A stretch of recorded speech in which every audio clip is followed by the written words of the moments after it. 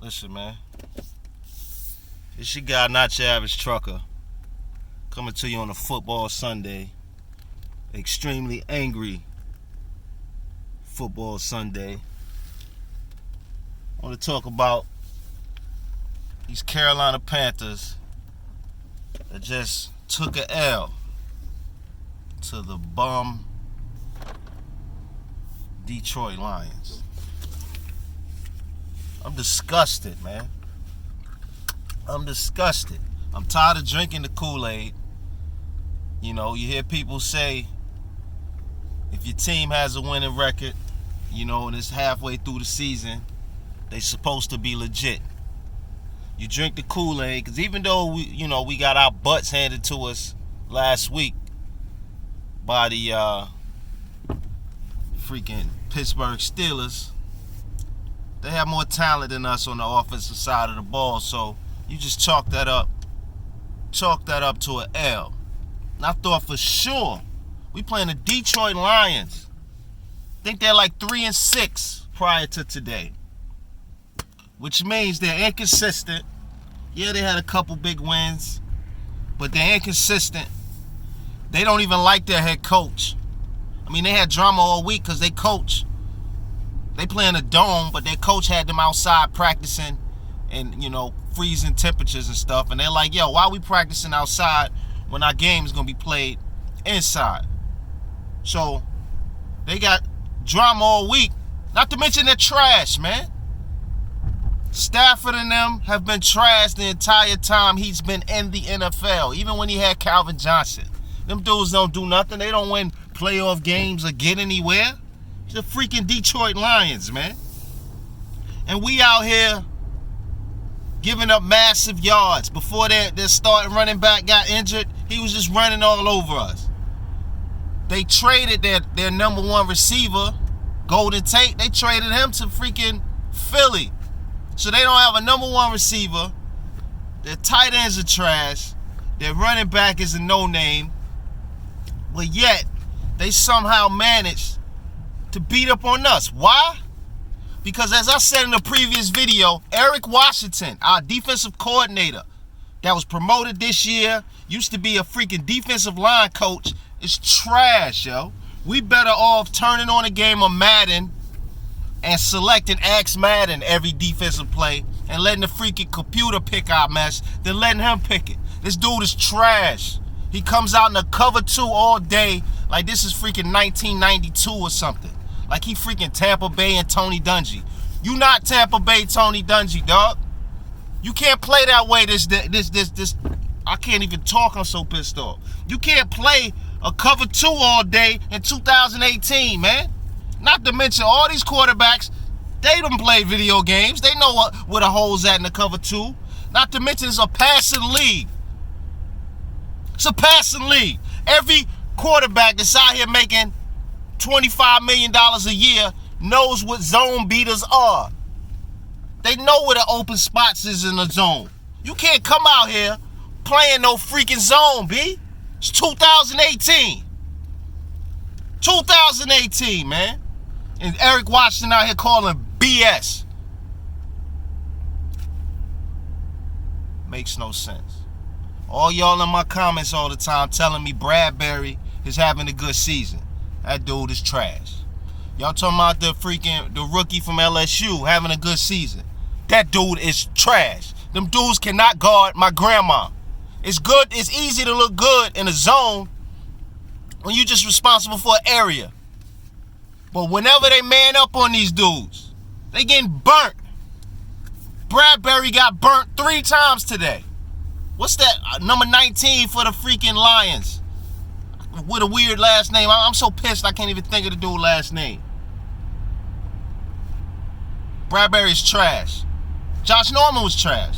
So he claiming to be the next Josh Norman. That's not saying much. Josh Norman was on our roster 4+ years and only had 1 good year. That dude is trash. He's trash in freaking Washington. He's a bust over there. And Bradbury, his claim to fame is he's the next him? What good is that? Just because Jay-Z say your name in a rap verse, that don't make you a good corner. That makes you a freaking one-hit wonder, dog. You Milli Vanilli, homeboy. Bradbury's trash. The other dude is so trash, I don't even remember his name, the rookie from LSU. Them dudes getting burnt today. Against dudes who? No-name cats. They out here getting burnt. Eric Washington does not know what he's doing. Then we get to our freaking offense. Dog, it's 2018, fam. Everybody knows about our zone read, man. Everybody knows that. I mean, that's nothing new. Cam got drafted in 2011.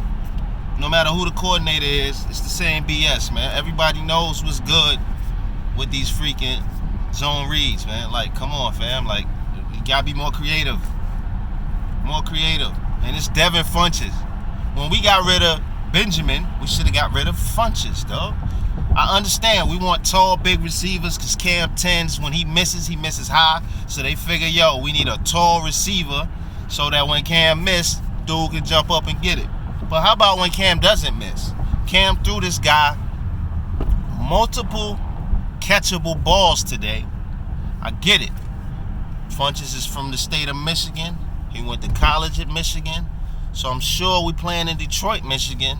He has family and friends there that he wants to impress. So dude was high-strung today. But he's trash. Dude had at least 6 drops. Even we had a backup come in for a play. Hit Funches in the hand. Because some people are like, yo, it's Cam. Cam throws these speed fastballs and it's hard to catch him. Nah, B. This dude Funches was getting hit right in the hands, right in the chest, right in the numbers. Perfect catchable balls for a freaking high school wide receiver. Yet, this offseason, he's a freaking free agent and he want number 1 receiver money. Funches, you're not a number 1 receiver. Funches, I don't think you would make another NFL roster other than the Carolina Panthers, dog. Hit free agency this summer. Nobody picking you up. If somebody pick you up, it's for you to be their number 5 receiver because they really just want you to give them the lowdown on the Panthers offense so that their defense can be prepared when they play us. So if anybody pick you up, it's probably somebody that is in our division that's basically picking you up for intel because they're not picking you up for talent. You can't catch nothing. You can't. It's freaking cold and flu season. You can't catch a cold without a flu shot. Like, Funches is trash. Funches looked like crap today. Bradbury looked like crap today. Eric Washington looks like crap every day. I mean, it's hard to even blame it on Cam. When you hitting people in the hands and they don't catch the ball, what I do blame on Cam is it's probably his idea. He telling coach, yo, coach, man, go for 2. Go for 2, guard. We got this, coach. Go for 2. I got it. So I blame that 2-point conversion on Cam, most definitely, because you had all day to throw the ball, and we're on like the 2-yard line for an extra point. So, my man, what's your claim to fame? Your claim to fame is running the ball, folk. So, we need 2. You got all day. They blocking well. How about you just run that mug in for 2? So I can't curse on YouTube, you know, because they'll take my ads away and all that. You know, the ads is the way you make money on YouTube. So I can't curse and say what I really feel because, you know, I ain't really trying to have my video get shut down. But I'm disgusted because I don't understand. I've never played football in my life. I ain't played Little League, Pop Warner. I didn't play middle school, junior high, high school. None of that. I definitely didn't play in college, but I've seen a lot of football. I've won thousands of games playing Madden. I've won thousands of dollars playing Madden. So I have some football IQ in my brain. You know, you don't really have to play the game to know the game. And what I do know is going for 2 makes no sense in that situation. Because what are we really gaining? What are we really gaining at that point? Because bottom line is the game would have been tied with an extra point. Yes, I get it. Graham Gano, the same guy that hit a 60-yard field goal for a dub against the Giants, he missed the field goal today, hit the upright. You know, he missed the extra point. So that's 4 points off the game. But the dude that made 28 straight field goals prior to that miss earlier, and he only had 1 missed extra point or 2 missed extra points in his entire career. Chances are he would have made that extra point. But according to math, There's a minute, 3 seconds left in the game. We only have 2 timeouts. They had all 3. Or maybe they had 2 as well. Us being up 1 means what? Because at the end of the day, even if it was a tie score, they still were going to try to come down and score on us, whether it be a field goal or a touchdown. And our secondary is trash, and our pass rush isn't really getting there. And I don't know if it's because of the talent or if it's because of the play call. I believe it's the latter. I believe it's because we calling BS zones. We ain't really bringing enough pressure. So just having 4 guys running at the quarterback ain't really much. Either way, if it was a tie ball game, chances are our defense still would have let them get down the field. Better yet, if we're up 1, chances are that same field goal would beat us. I don't understand the logic in going for 2. I can understand if it was only 20 seconds. I don't understand no scenario. I get it, man. Real men play for the win. They don't play for the tie. That's their mantra. I understand that if there's less time left. But when you're in a situation where there's a minute, 3 seconds left and the other team has at least 2 timeouts, that is like an eternity. Just like we had them on like a 3rd and 15, their last possession that they got their touchdown on. And on 3rd and 15, Bradbury gets burnt on a double move, and he did pass interference. Dude caught the ball anyway. It don't matter. So who's to say being up 1 would have made a difference? We still would have had 10 minutes of overtime to play if they didn't score. Like, I don't understand, dog. Part of me is like, I always want to fire Eric Washington, man, because he freaking sucks. Part of me is like, get rid of Riviera, dog. Like, his record is 70 wins, 50 losses, and a tie. But you got to forget, man, we had one season where we went 15-1 because he, 20 wins up right now. 14 of them came in one season. So how good of a coach are you really? He's just like Jason Garrett for the Cowboys. Their records are similar. You have a bunch of mediocre 8-8, 7-9 seasons, but you have one good season, and that, kind of messes up your average. Because I'm pissed.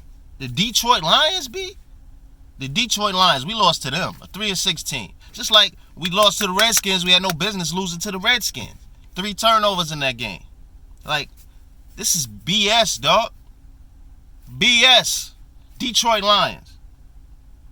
Detroit Lions, we took an L to them because you want to be Riverboat Ron when the math don't make sense. It's not like that 2 would have put us up by 3. No, B. That 2 would have put us up with 1 point, and they would have needed a field goal. Come on, yo. Keep pounding. Dog, I'm sitting in a freaking Walmart parking lot pissed. 2 L's in a row. 2 L's in a row. 2 L's in a row. That's bad coaching.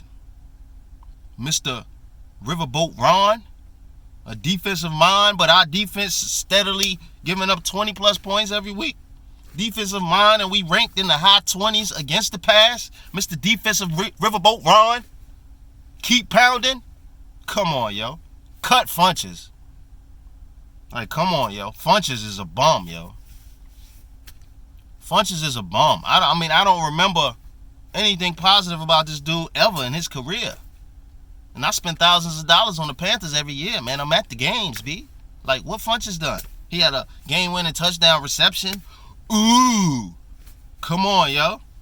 Funches is not a number 1. He's slow. He's just as slow as freaking Benjamin was. He drops.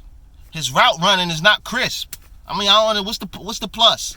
He's tall. Ooh. You know how many tall people out here that's trash at what they do? It's a lot of tall people in the NBA that suck. It's a lot of tall people in the NFL that suck. Funches is one of them, yo. She got not your average trucker, man. I'm pissed off, yo. Keep pounding? I don't know.